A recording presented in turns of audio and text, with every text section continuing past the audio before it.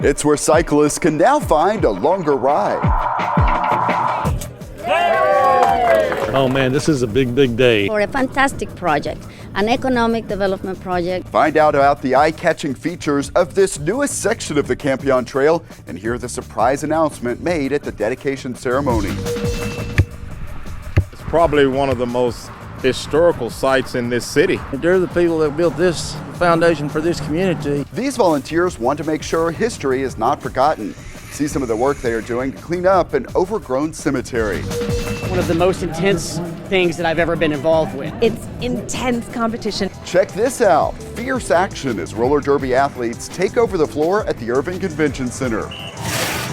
Plus, teens are learning about fun after-school activities.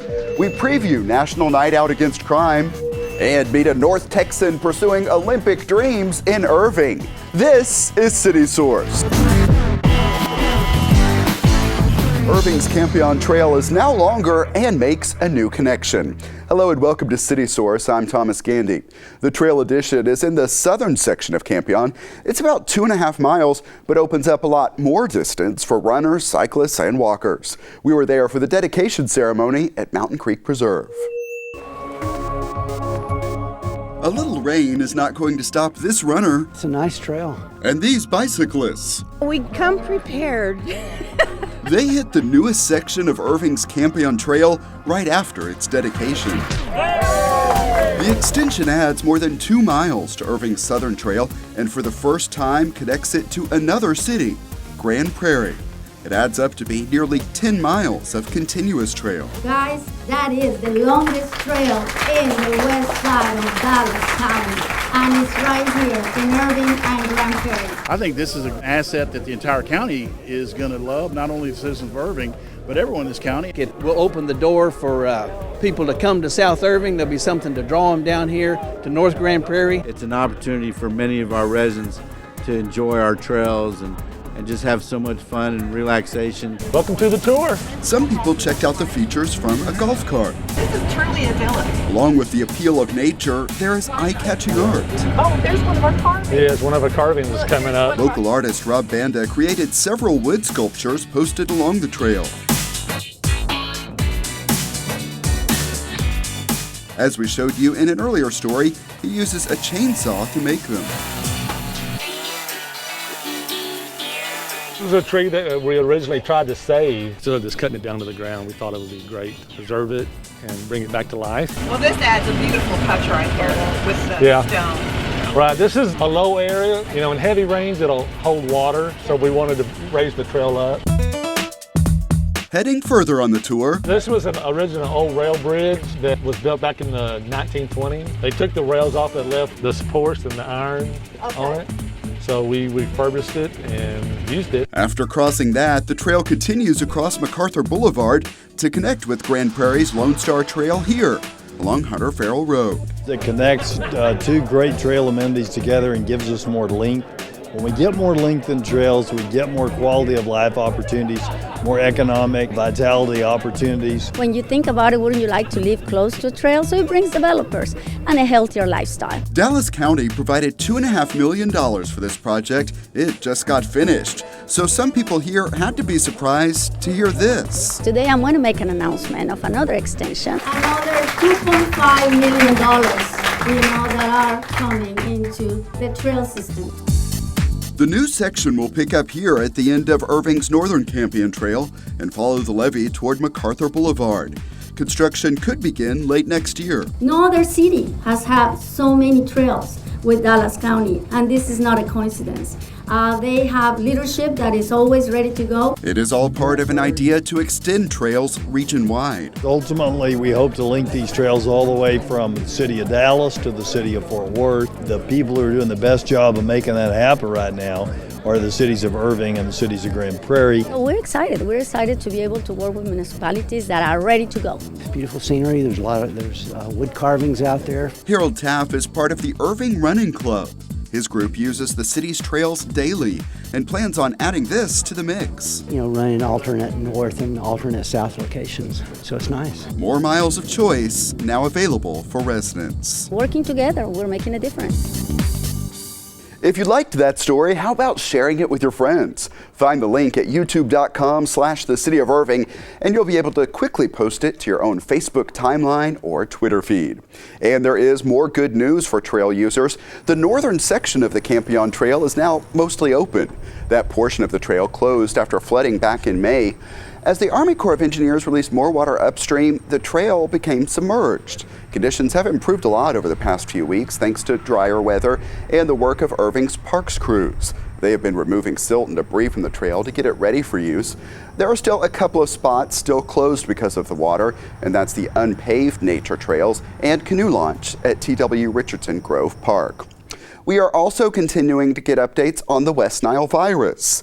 As of production time, traps at the locations on your screen are the latest to catch mosquitoes that tested positive for the disease. The city sprays areas around those traps in the overnight hours. Cooler temperatures generally mean a decline in mosquito activity. Irving's mosquito control team stopped setting traps usually in late November, but could extend that if conditions warrant. Both the city and Dallas County Health Department are continuing to advise residents to protect themselves. Find updated spraying schedules and safety tips at irvingfightsthebite.org. From fighting the bite to fighting the effects of time, some volunteers are working to restore an Irving cemetery that is full of history. Volunteers are hacking through an overgrowth of weeds to reveal history with the hopes of preserving it. We're cleaning up. It's called the Old Shelton Bear Creek Cemetery. Irving City Councilman and Bear Creek Community Church pastor Dennis Webb is leading this effort. This is the cemetery where freed slaves who settled the community of Bear Creek, they're buried. The community of Bear Creek predates the city of Irving, and for some, working out here is not only about area history, but also family roots. Well, this graveyard belonged to my father. He donated it to the community, and he got it through his great-grandfather, which is buried here. About 3 trees at the back over there. Locating some of those burial sites is tough. While some headstones are visible, others are not. Some are only marked with a brick or utility flags long since lost to the elements. So Jamie Simon decided, I told him we'll make some crosses to put on the grave that just had flags, so there'd be some kind of mark in there for the people that made it possible for us. This 3-day cleanup is bringing out volunteers, city leaders, and reps from civic groups. Well, it's been pretty tough, and being an old man, I'm not used to hacking, but it's a blessing to be here. The cemetery is a challenge to get to. It's wedged between State Highway 161 and the Chateau on Wildbriar Lake Senior Living Community on Hard Rock Road. But Councilman Webb sees opportunity there to help with the ongoing preservation. When ICTN visited the cemetery 30 years ago, it was even overgrown then. And even though there have been occasional efforts, the weeds' growth outpaces them. Now there is a new push to help with the ongoing maintenance. I plan to help form a cemetery association that will actually be responsible for this cemetery alongside the chateau. The volunteers believe the work they are doing is important and that this cemetery can be the place where history lives. These people are the people that built our foundation, and we need to respect them by coming out here and taking care of it. But they'll learn a part of history. For one thing, maybe the young people will help keep it clean during the future after I'm gone. Some of the people out there said they would like to see school groups tour that cemetery as part of a history lesson. Irving police officers will be participating in a number of activities marking National Night Out Against Crime. This is video from a few years back. It shows how police participate in block parties with a lot of neighborhood associations throughout the city. It's all part of a national campaign marked in Texas this year on October 6th. Irving police say activities like this can really make a difference. The more you know your neighbors, the better you know your neighbors, the more secure neighborhood you're going to have. When you have enough faith and know your neighbors well enough that you have a vested interest in keeping an eye on your neighbor's home and your neighborhood, and not just turn a blind eye to things that are going on around you, it makes for much safer communities. Neighborhood groups can register to have an Irving police officer at National Night Out events by finding the link at cityofirving.org/police. There you will also find block party ideas. Irving police are offering another class to help women learn to protect themselves. It's called the Rape Aggression Defense class. It is free and open to females over the age of 10. As you see, attendees learn self-defense and also get some lessons on danger prevention and risk reduction. The class is October 5th through 8th from 6:15 until 9:15 p.m. To register, call Officer Jill Smith at 972-721-2746. The police department offers a lot of programs for people, and here's another example. One young man is hoping his passion for boxing developed with police right here in Irving could help him earn a spot in the Olympics. He is already achieving success. My name is Francisco Martinez Jr. I represented the United States boxing team in the 2015 Pan American Games in Toronto, and I won a bronze medal. Fresh off a medal-winning showing at the Pan Am Games, 19-year-old Dallas boxer Francisco Martinez is focusing on what's ahead. My biggest goal right now is not just to make the Olympic team for the 2016, but to also win a gold medal in the 2016 Olympics, which is very hard to do. He trains at the Irving Police Athletic League gym, where he started around age 10. My father introduced me to the sport. I thought we were going to go see a boxing match, and it turned out we went to a gym. I always wanted to quit because I used to hate boxing, really. I stopped hating it when I was 12. When I was 12 is when I made it all the way to the Nationals. Martinez credits his family and his coaches here at PAL for keeping him focused. What they've done is always motivated everyone in the gym. Obviously, everybody want to make it to the Olympics. Kids say that so much, it just comes out, you know. I think Francisco, when he says it, he means it. What sets him apart? I would say his work ethic. Before I come to training, I always train twice. I run in the morning, run about 4 miles a day. By 12, 1 o'clock, I go to the LA Fitness. I go there and I do swimming and some exercises. I start training here at 6. I get here a bit early because I like to get on the bike and warm up my legs. I'm eagerly waiting to come back and train.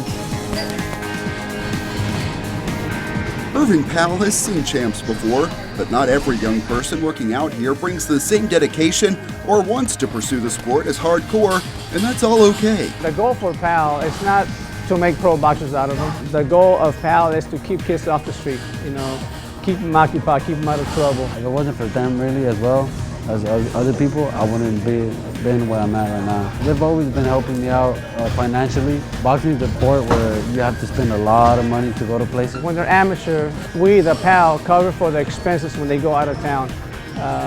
You know, hopefully when he turns pro, and he says he will, he's going to give back. Martinez hopes boxing will make it possible for him to give back in a lot of ways. And I can, help my family to get out the circumstances that we are in now and for a better future for us. For the past couple of years, he's had promoters calling him, hey, they want to turn him pro. Right now, his goal, our goal, is to make the Olympic team. If that happens, all that he's put in and given up may be worth it. No cheese, and I love cheese, but sometimes you got to make the sacrifices. For now, there are more matches to fight around the world. Venezuela, Qatar, and in the Middle East. On the road to Rio 2016. But Martinez is determined and appreciative of the support. I know I have a chance. All I got to do is just keep training hard, and I'm going to be more ready than ever, for sure. Thanks to everyone who is sharing that story. It is at well over 1,000 views on YouTube alone. Find the link to share it with your friends at youtube.com/thecityofirving. Another sport drew teams from as far as Australia to the Irving Convention Center. And it's a sport we have not seen there before. Roller derby. Take a look. It's roller derby time in Irving. This is the warm-up for a match between the Dallas Derby Devils and the Ohio Roller Girls. The moves you see now on this track at the Irving Convention Center will only get more intense as the match gets underway a bit later. This is the Women's Flat Track Derby Association playoffs. It is by far one of the most intense things that I've ever been involved with. It's intense competition on the track, and people obviously want to win. There's the adrenaline rush, of course, but there's also this amazing, magical thing called teamwork. And her team, the Dallas Derby Devils, is hosting this event. This is our first time really being in the D1 tournament Rome, and we put up a hard fight. I'm really proud of the girls, and it's so intense. Been working on on and had a chance to finally book it and get it here in Irving. This venue is beautiful. It's perfect for a roller derby. It's nice to have everything in one place, to have our track and our spectators, and then to be able to have our vendors all around so that people can do a little bit of shopping.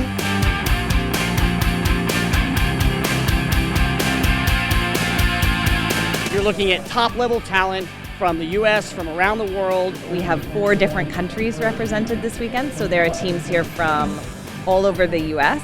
We have a team from Canada, a team from Australia, and 2 teams from Sweden. Organizers hope the team turnout shows how far the sport and local competitors have come. I hope they see what Dallas has done over the last couple of years. We put in a lot of work to expand our organization. I caught a flyer like a lot of girls did, and I just showed up to practice and was hooked since.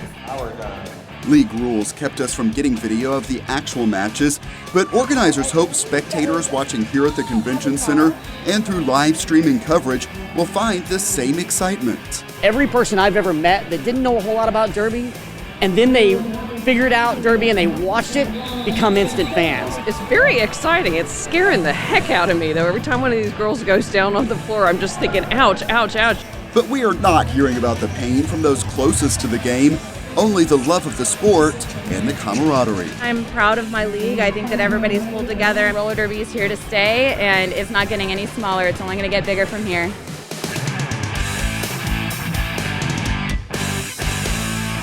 And here's what else is coming up at the Convention Center. September 25th is the Great Harvest, a fundraiser for Irving Cares. September 25th and 26th, bodybuilding is back with the NPC True Strength Games. October 16th through 18th is the return of a huge event, Dallas Comic-Con Fan Days. November 2nd is the Performing and Visual Arts College Fair. Find ticket prices and a full listing of public events at irvingconventioncenter.com. A lot of people have outdated or unused prescription drugs in their homes. Here is a chance to properly dispose of them to make sure they don't get in the wrong hands or pollute the water. Irving is again participating in the National Take Back Initiative.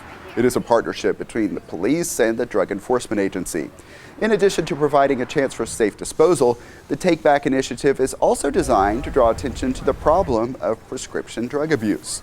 Syringes and illegal drugs will not be accepted. Drop off those pharmaceuticals on Saturday, September 26th from 10 a.m. until 2 p.m. in the parking lot of Walgreens at 5310 North MacArthur Boulevard or 1330 North Beltline Road. The program is anonymous. Most parents and students are in a back-to-school routine by now. People at Irving's Lively Point Youth Center are hoping they can be a part of that routine. So it was the site of the first ever back-to-school bash, and our team checked it out.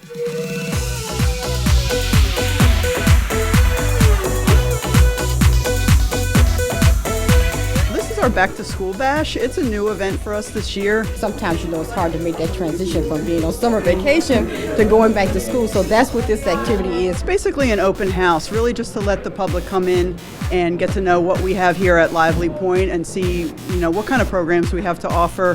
We do have some extra games and things outside.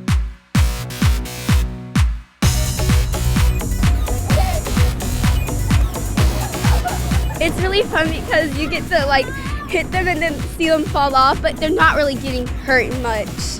We love it. Anything that we can do to have fun and be with the kids and spend time, I'm for it.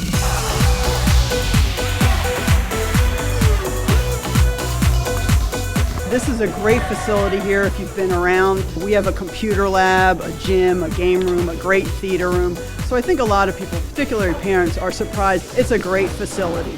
We do also offer educational programs. We do college tours, we do other leadership programs and resume building and things like that. This is where we give out information so the kids can become involved in the Urban Youth Action Council. We're here to mentor and to teach and to invest the time in our kids, in our community, because we realize that they are the future leaders of America. We also have some other things that we do, like Battle of the Bands. We have a talent competition that we also do where the kids can get involved. A lot of people just really aren't aware that we exist and that we are here. We love it. We're having fun. The Lively Point Youth Center is located at 909 North O'Connor Boulevard. Activity schedules are found at cityofirving.org/parks. Now here's an event that pet lovers and foodies will enjoy. It's the Black Collar Affair, which is a fundraiser for the DFW Humane Society. This is video from last year. The dinner at the Four Seasons Resort will also feature auctions and other fun. I bet that kissing booth will be out again. Tickets are $125 and the money raised goes to the no-kill shelter operating at Irving's Animal Care Campus. The Black Collar Affair is Saturday, October 17th at 6 p.m. For tickets, go to dfwhumane.com. And while talking animals, it's time to head out to the Animal Care Campus where our intern Letitia has our Pets of the Week. Thanks, Thomas. I'm here at the DFW Humane Society with Sarah. And Sarah, tell us about our first pet of the week.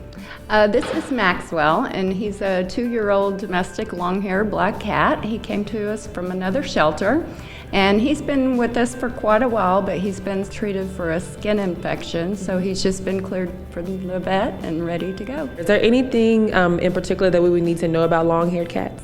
Maybe just a little bit more brushing, especially since he's a larger cat. It's very difficult for him to reach everything to clean himself. And what would you say the best situation for Maxwell to be in as far as a family type setting? I think Maxwell would enjoy a home where he can be the spoiled one. He's very affectionate, he loves people, and just deserves a great home.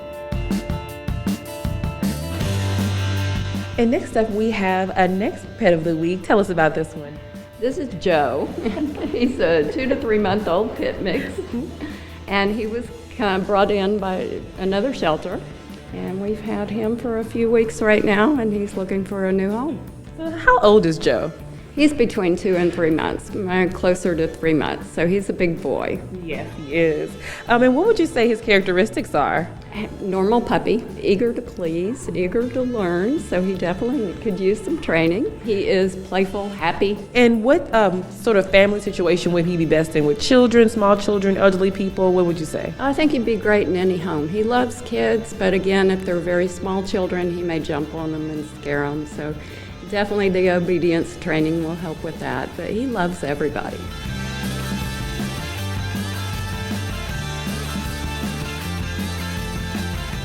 So now we're here with Michael. And Michael, tell us about our next kitten of the week. This guy right here is named Andy. He is about 6 months old, and he came from a litter of about 7 kittens that my neighbor actually found in our neighborhood. And she was able to bring them all in. And he's actually been a little sick the past couple months with just a cold, but he's better now and ready to go home. Andy is climbing everywhere. What would you say the personality of Andy is? He's actually going to be kind of a mixture. He's going to be very curious. He's also going to be very cuddly. He's purring really loudly right now. But he will be a super cuddly, friendly cat for sure.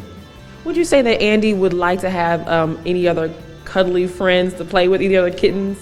Yeah, he and his siblings were all bottle fed and raised together. So he's used to being around a lot of other cats, and so he's going to be super playful, and he would love to have another cat to play with for sure. And that is our last pet of the week. Back to you, Thomas.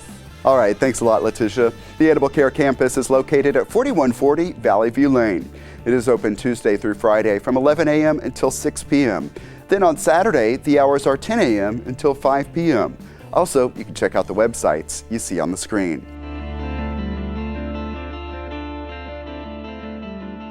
Volunteers are turning out to clean up a local park, and we will have coverage of Keep Irving Beautiful's Trash Bash next time on City Source. And some believe this project could lead to a reduction in mosquitoes. We will explain why some believe this team's work could make a big difference. Email us your thoughts on our stories. The address is ICTN@cityofirving.org. We may read some of your messages here on the show, or you can always comment on our videos at youtube.com/thecityofirving. And that's it for this edition of City Source. We leave you now with more from the newest section of the Campion Trail. Thanks to everyone who was a part of this one, and thank you for watching. We'll see you next time.